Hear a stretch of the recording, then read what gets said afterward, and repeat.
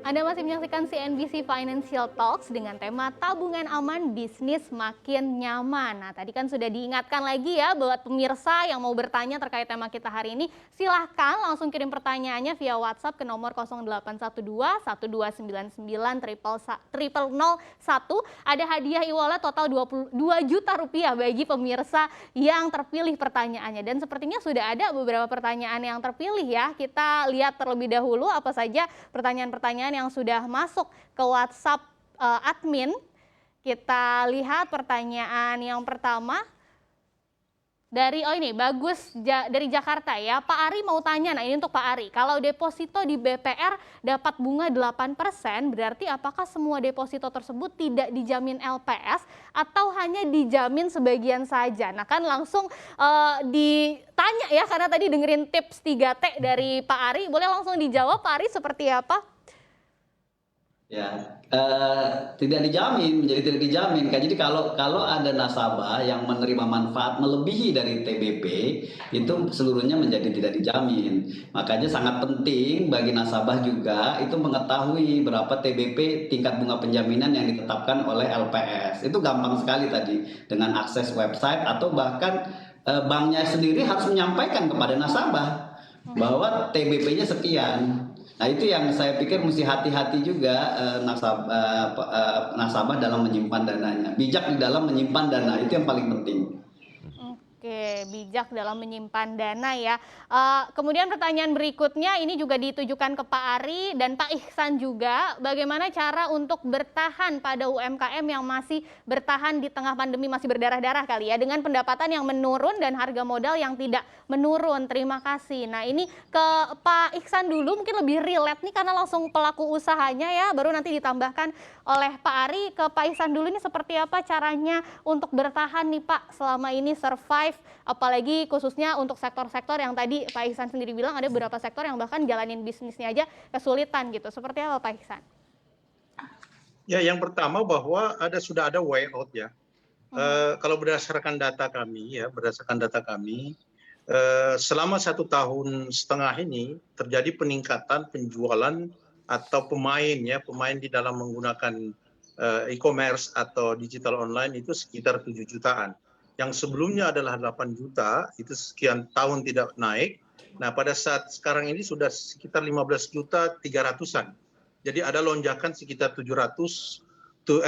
juta lebih yang masuk menggunakan cara pemasaran, cara berusaha dengan memasarkan melalui online. Itu satu, ya harus bertahan. Apabila tidak, maka dia harus melakukan transformasi usaha.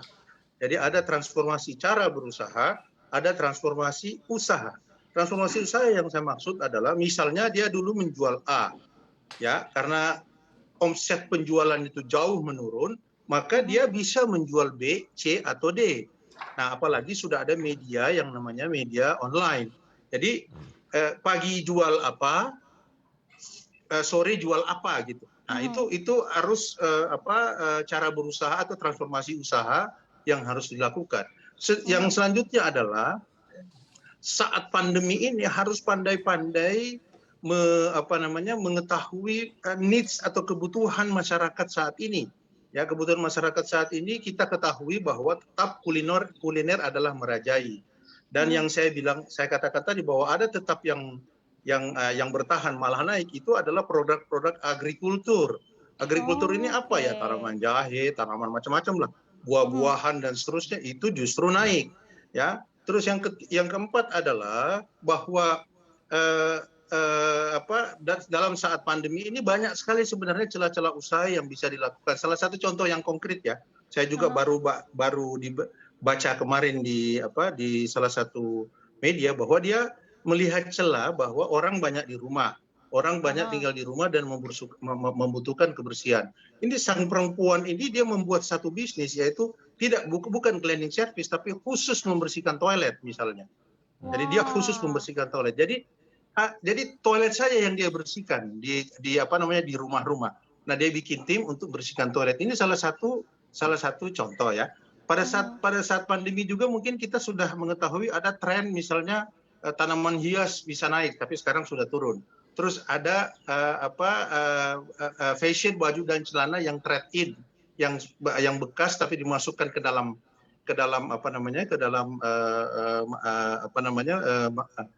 online. Selebihnya juga laku. Ada juga yang pandai, misalnya beli di marketplace A seharga sekian, dia masukkan lagi di marketplace yang sama, seharga dinaikkan. Di situ juga dia dapat keuntungan. Nah, celah-celah inilah sebenarnya kalau mau bertahan, bahwa celah-celah ini harus pandai. Kita harus pandai memutar otak, karena UMKM itu dinamis ya. Jadi dia bukan usaha besar yang maksudnya dinamis gini, mampu untuk dengan serta-merta mentransformasikan diri. Benar. Jadi jangan stagnan, jangan tinggal diam. Namanya juga orang berusaha, ya harus ada inovasi-inovasi, harus ada lihat celah-celah yang kira-kira ini kesempatan untuk mendapatkan keuntungan atau mendapatkan interaksi penjualan. Saya kira gitu.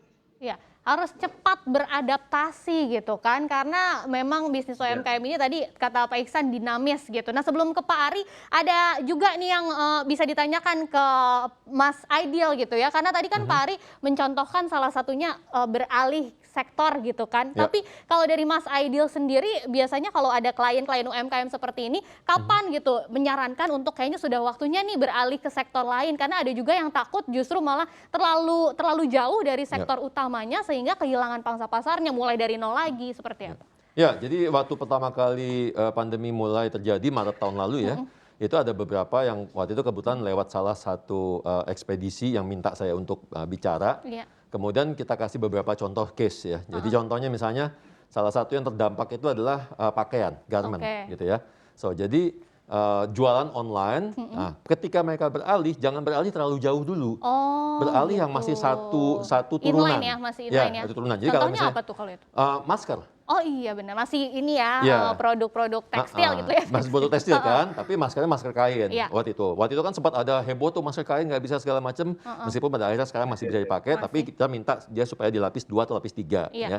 Nah, maskernya itu harus masker yang senada dengan pakaian yang dijual. Jadi waktu itu kebetulan yang minta konsultasi sama kita orang-orang yang bikin pakaian muslim. Ya, busana muslim dengan masker kan sekarang lagi populer nih. Orang pakai baju, busana, maskernya senada gitu ya. Tetap ada sisi fashionnya gitu kan. Iya, sisi fashionnya. Dan itu berhasil diikuti oleh banyak orang dan kemudian mereka akhirnya bisa bertahan. Itu salah satu. Tapi ada juga yang mereka benar-benar pindah bisnis. Kalau nggak salah saya pernah baca di salah satu media. Salah nggak tuh kayak gitu? Atau nggak juga. Jadi juga salah satu contoh misalnya dia nggak jual produk ya, kebetulan jual jasa. Dia bisnisnya event organizer, kan berhenti total. Nggak ada income kan. Akhirnya dia malah jualan sayur. Jadi dia jualan sayur yang kayak sayur kompleks gitu. Jadi dia datang ke perumahan, Bapak Ibu mau pesan sayur sama kita ya. Nah, itu seluruh krunya dia diberdayakan. Pada akhirnya sekarang dia jadi buka toko sayur. Jadi bisa survive. Itu jadi sukses story, kalau nggak salah kita lihat ada di beberapa media sosial juga sempat jadi contoh ya. Nah, jadi yang paling penting sebenarnya benar kata Pak Iksan juga, Pak Ari tadi, bahwa kita harus berani melihat peluang dan harus dicoba gitu ya. Karena kan yang namanya bisnisnya harus kita coba. Karena kalau kita nggak coba, kita nggak pernah tahu apakah emang itu benar cocok sama yang kita lakukan sekarang atau tidak gitu.